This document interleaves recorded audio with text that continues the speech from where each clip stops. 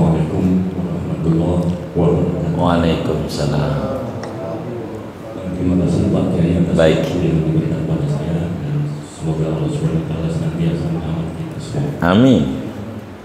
Berkenaan dengan waktu tadi yang Pak Kiai sudah sampaikan, ada yang ingin saya tanyakan Pak Kiai. Waktu berkaitan dengan qadar dan qadarnya Allah, dan kita sudah berusaha untuk memenuhi sebaik mungkin, dan tadi Pak Kiai katakan bahwa manusia harus selalu bertambah dan bertambah ilmunya sehingga menuju suatu kesuksesan. Dan di sisi lain pula yang menjadi pertanyaan saya, apa bukan sukses itu bagi kita manusia yang semula jadinya adalah ditugaskan oleh Allah untuk beribadah kepada Allah Subhanahu wa Ta'ala. Jadi ujung sukses itu apakah bukannya materi, atau kita punya harta yang banyak, atau kita punya ilmu yang mumpuni, atau apa? Dan ini yang saya tanyakan kepada Pak Kiai. Lalu kaitannya dengan qadar dan qadar Allah itu seperti apa? Kita sudah berusaha, tapi kadang-kadang ketetapan Allah itu berbeda dengan apa yang kita inginkan.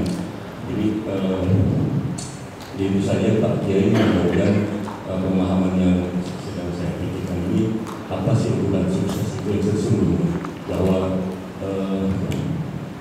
manusia itu ketika sakaratul maut itulah yang mungkin menurut saya ukuran suksesnya ada di situ. Baik Pak Kiai, itu saja yang saya sampaikan. Assalamualaikum warahmatullahi wabarakatuh. Waalaikumsalam warahmatullahi wabarakatuh. Apa sih standarisasi sukses? Allah Subhanahu wa Ta'ala menjelaskan di dalam Al-Quran standar sukses. Di surat Ali Imran Allah berfirman, faman zuhziha 'anil nar wa udkhilal jannata faqad faz. Siapa orang yang dijauhkan dari azab neraka dan dimasukkan ke dalam surga, yakni kakinya injakan di bumi surga, faqad faza, maka sungguh dia sukses. Sukses itu bila seseorang sudah menginjakkan kaki di surga. Itulah standar sukses. Bukan di materi, bukan di ilmu, bukan di pangkat dan jabatan. Tapi bila orang kakinya injakan di bumi surga, maka itulah yang sesungguhnya kesuksesan. Tapi kesuksesan itu pun bertingkat. Ada fauz yang disebut faqad faza fauzan azima, ada namanya wadzalika huwal fauzul kabir, inna dzalika huwal fauzul mubin. Ada sukses mubin, ada sukses kabir, ada sukses azim. Maka dari sana untuk menuju ke bumi surga, husnul khotimah itu ada husnul khotimah standar, ada spesial, ada ekstra spesial. Kayak martabak kaya, kalau spesial telur 4, telur bebek itu begitu. Maka sukses itu standarnya bukan di harta, tapi di keberhasilan dia. Enggak punya harta, miskin kayak Nabi Isa, berhasil, maka sukses dengan kemiskinannya. Nabi Sulaiman, bukan Sulaiman ini, tapi moga juga Sulaiman ini. Nabi Sulaiman kaya raya, sukses dengan kekayaannya. Nabi Yusuf sukses dengan karyawannya. Dia karyawan, kerja di raja, kalau enggak nurut dipancung. Sukses. Nabi Ayub sukses dengan kesakitannya. Maka sakit, sehat, kaya, miskin bukan tujuan, tapi media penghantar menuju kesuksesan. Berbicara qadar Allah, kita harus pahami dengan benar. Takdir ada yang mantiqatul jabar, ada mantiqatul ikhtiar, dan ini yang harus difahami. Kalau tidak paham kita tentang mantiqatul jabar dan mantiqatul ikhtiar, maka berbicara takdir dia akan hancur dan tergulung oleh waktu karena salah memahami tentang takdir. Apa itu mantiqatul jabar? Wilayah di luar kendali hamba, namanya mantiqatul jabar. Saya tidak panjangkan ini begitu supaya kita singkat, mungkin harus panjang, diberikan satu waktu tersendiri untuk bisa membedah ini, tapi saya upayain singkat-singkat saja. Mantiqatul jabar, manusia ada di luar kendali. Yang di luar kendali enggak ada ganjaran, enggak ada dosa, karena di luar kendali. Contoh, kita lahir apa di Mekah, apa di Pondok Pinang, enggak ada ganjaran, karena mantiqatul jabar, di luar program kita. Kita nggak bisa campur tangan untuk itu. Itu Tuhan punya urusan. Kita laki, kita perempuan, tidak ada ganjaran, tidak ada dosa, karena mantiqatul jabar. Kita putih, kita hitam, tidak ada ganjaran, sebab mantiqatul jabar di luar kendali. Kita lahir di timur apa di barat, tidak ada ganjaran. Kita mancung hidungnya apa pesek, enggak ada ganjaran. Kenapa? Karena ini masuk pada wilayah mantiqatul jabar, di luar kendali kita. Tapi manusia tidak kayak binatang. Dia diberikan akal oleh Tuhan, dan akal ini bakal lari kepada mantiqatul ikhtiar. Ada, kita bisa bedakan antara kita tangan goyang karena lapar dan tangan goyang karena nampol orang. Itu beda, walaupun sama-sama goyang. Maka goyang karena lapar, mantiqatul jabar, enggak ada ganjaran, enggak ada dosa. Tapi nampol orang, dilihat begitu, dolimkah tidakkah, maka ada ganjaran, ada dosa. Maka karena manusia diberikan perangkat oleh Tuhan, tangan, kaki, darah mengalir, nyawa dan segalanya, ini ada tuntutan dari Tuhan. Inna hadainahu sabila imma syakiran wa imma kafura. Jalan itu sudah kami berikan, terserah dia. Maka manusia pada mantiqatul ikhtiar diberi kebebasan. Mau ngambil jalan mana dia? Oleh Tuhan. Tidak boleh pada mantiqatul ikhtiar dimasukkan pada mantiqatul jabar, dan ini kelirunya orang. Kalaulah seorang petani yang pengen punya padi, dia mengikuti mantiqatul jabar, lah nggak usah nanam padi. Kalau kata Tuhan tumbuh, tumbuh. Nggak usah dikasih pupuk. Kalau kata Tuhan panen, panen. Begitu. Maka yakini udah pada mati kelaparan.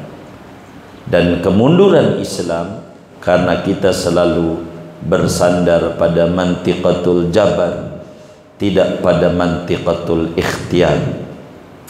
Ketika Rasulullah Sallallahu Alaihi Wasallam yang paling mengerti tentang takdir di Mekah terdesak, tidak bisa hidup di Mekah, begitulah Rasulullah. Al-Quran tulis wa id yamkuru bikal ladina kafaru liyusbituka au yaqtuluka.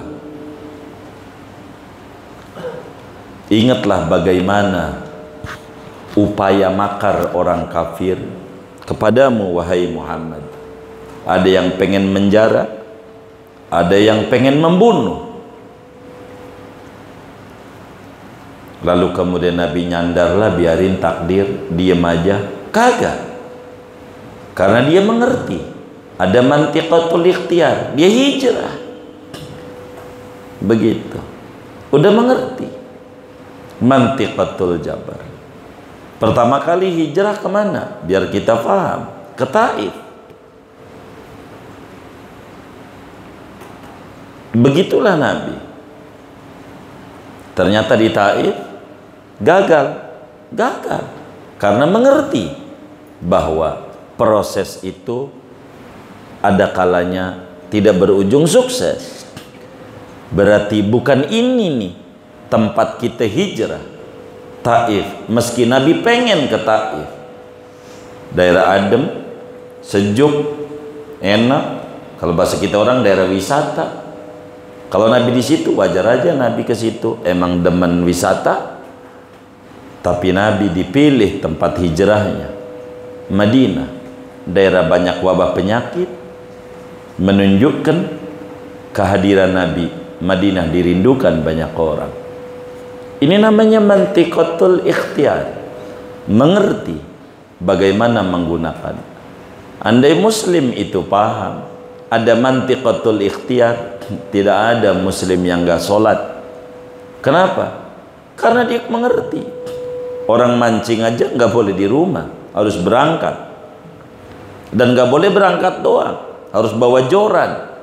Gak boleh joran doang, harus pakai pelet.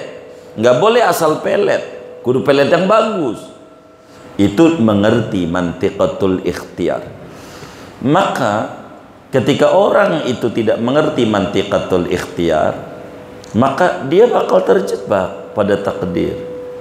Dan ini kebanyakan. Kalau gagal, berarti salah kita memilih ini. Begitu. Ketika terjadi kegagalan, salah pilihan kita.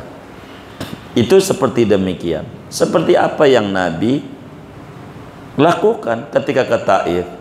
Gagal, dilemparin batu Nabi. Tapi Nabi tidak nyalahin Allah. Allah bagaimana sih? Memahami tentang takdir. Begitulah keterbatasan manusia. Minta ditunjuki kemana yang terbaik untuk hijrah. Allah unjukkan ke Madinah. Madinah. Enggak langsung juga ke Madinah. Nabi juga kerja, dagang. Enggak kemudian Nabi, gua kan kiai, tidur aja. Enggak. Harus usaha. Begitu. Maka Nabi usaha. Begitu. Nah, kenapa ada namanya mantiqatul ikhtiyar? Maka mantiqatul ikhtiyar inilah tempat ganjaran, tempat dosa. Miskin enggak ada ganjaran, enggak ada dosa karena takdir Allah. Tapi bila sikap, nah sikap ini dengan akal. Namanya mantiqatul ikhtiyar. Sikap menghadapi miskin dengan menggerutukah apa dengan bersabar terus berikhtiar? Menggerutu dosa, bersabar terus berikhtiar, ganjaran. Kaya, adakah ganjaran? Tidak ada. Adakah miskin? Dosa? Tidak ada. Tapi sikap mensikapi kekayaan dengan dia bersyukur, atau mensikapi kekayaan dia kesombongan dan keangkuhan. Di sini ada ta'alluqut taklif namanya. Ini panjang kalau ngomong hubungan kegagalan dengan takdir. maka tidak ada takdir yang menghalangi kita. Takdir itu justru menolong kita. Sering orang terjebak pada rezeki dijamin. Ini belum titik. Rezeki dijamin tuh belum titik. Masih koma. Masih ada terusannya. Rezeki dijamin, iya, rezeki dijamin. Tapi ada terusannya. Ada rezeki dijamin buat orang yang malas, ada. Ada rezeki dijamin buat orang yang sungguh-sungguh, ada. Dan tidak sama. Tidak sama.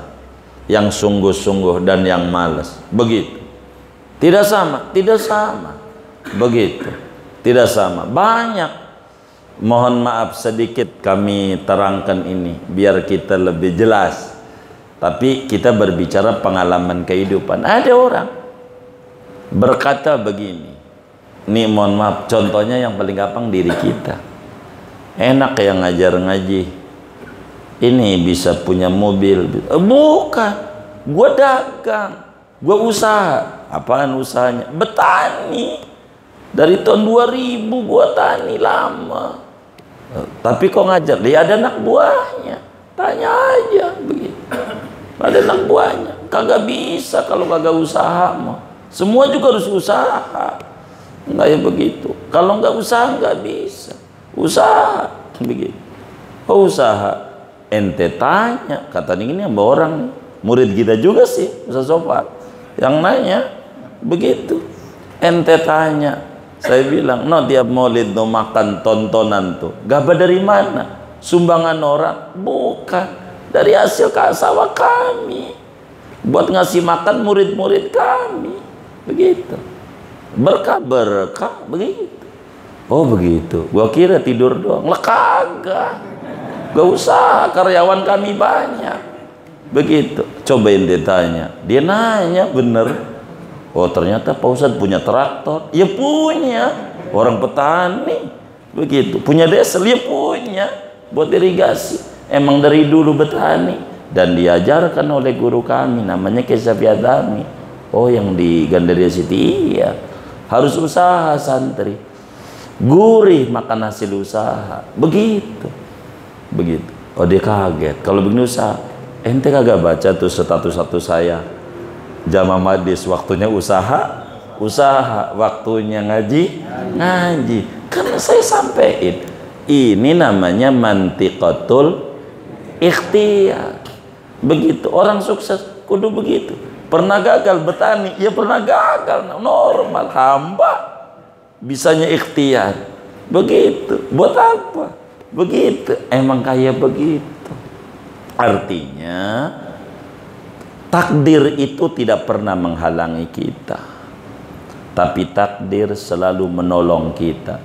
Kita pengen tahu takdir kita jadi RT apa kagak? Caranya nyalon tuh biar kita tahu tuh mau nolongin kita biar kita tahu takdir. Maka jangan yang belum kita tahu simpulin. Pokoknya yang namanya muslim dah surga tuh lah mati belum. Nah ini nih salah nih, mati belum udah nyimpulin. Pokoknya yang namanya kita tiduran pokoknya dapat ikan deh. Lah mancing kagak dapat ikan. Ini namanya enggak mengerti takdir. Takdir ini wilayahnya ada 3 mantiqatul ikhtiar nih. Ada wilayah syariat, ada wilayah torekat, ada wilayah hakikat. Dan inilah materi kita di awal. Ente lengkap nggak ini materi? Lengkap. Semedo mengaji bisa diulang di awal materi kita. Inna tariqa syari'atun wa tariqatun wa haqiqatun fasma'laha ma musilah. Sesungguhnya jalan menuju kesuksesan ada 3 pada mantiqatul ikhtiar. Masuk wilayah syariat, wilayah torekat, wilayah hakikat. Dan di wilayah inilah kita main. Biarkan Tuhan yang mengatur takdirnya. Sukses urusan Tuhan, proses urusan kita. Urusan kita. Dan kita berkutat pada proses. Jangan memikirkan sukses. Sebab sukses adalah panen. Proses kudu nanam padi, kudu diairin, kudu bikin pelet, kudu bawa joran, enggak asal pancing, nangsinya juga kudu rada mahalan, begitu jangan sampai narik sendal jepit putus. Ini proses dan tugas kita pada mantiqatul ikhtiar. Insya Allah kalau waktunya luas kita bedah mantiqatul ikhtiar, apa-apa lagi di syariat ini turunannya, torekat turunannya apa-apa, hakikat ini bagaimana. Nah ini perlu waktu yang sangat panjang untuk membedahnya. Tapi insya Allah malam Jumat minggu pertama dan ketiga pelan-pelan berbicara proses kita semuanya. Semoga kita semuanya pada berkah. Dan ini yang paling pokok di dalam berproses. Semuanya begitu. Semuanya. Intinya berpacu dengan waktu. Jadi kita ini kudu saingannya jangan nama orang lain, sama diri sendiri. Apa yang kita saingannya? Ada orang masakan enak, itu bukan baru masak, emang udah berapa kali gagal, keasinan, apa lagi ya, anyep kurang garam, lama-lama jadi pinter. Ini masakan enak begitu. Kayak yang masak. Ini masak, kata kita, Bu, di sip aja, di sip yang masak. Takut tangannya copot. Kata dia, masalahnya beda tangan, beda rasa. Kasihan nanti murid-muridmu, kata yang masak. Biarin deh, nggak bakal copot. Capek biasa hidup. Yang penting jiwa jangan capek. Oh ya deh, baik deh. Terserah. Begitu. Artinya hidup itu perlu proses. Tanpa proses nggak bisa. Tanpa proses nggak bisa. Semuanya harus berproses. Banyak itu. Ada yang tuh di grup tadi pagi keluar juga tuh jurusnya akhirnya. Dikata kebeli rumah di Menteng, kebeli apa lagi tuh? Mobil apa tuh ya? Mobilio apa dia mobilnya itu? Dikata dari YouTube-nya. Bukan. Kita jelasin nggak percaya, keluar juga omongannya tuh tadi pagi di grup. Gue dagang emas, jual beli di grup ada, jual beli emas. Ya, itu suksesnya itu kata kita. Dari dulu udah kita bisikin, Anda usaha Ustaz, Anda hafal Quran, jangan dikata Anda makan dari Quran. Bisnis, saya nggak bisa guru. Bisnis yang diam-diam, namanya investasi. Kalau Anda pelajari dulu, cocok enggak? Cocok. Dikata ini dari RTQ dapat duit banyak, ya kagak. Duit buat pulsa juga habis man ya, habis ya, habis tuh.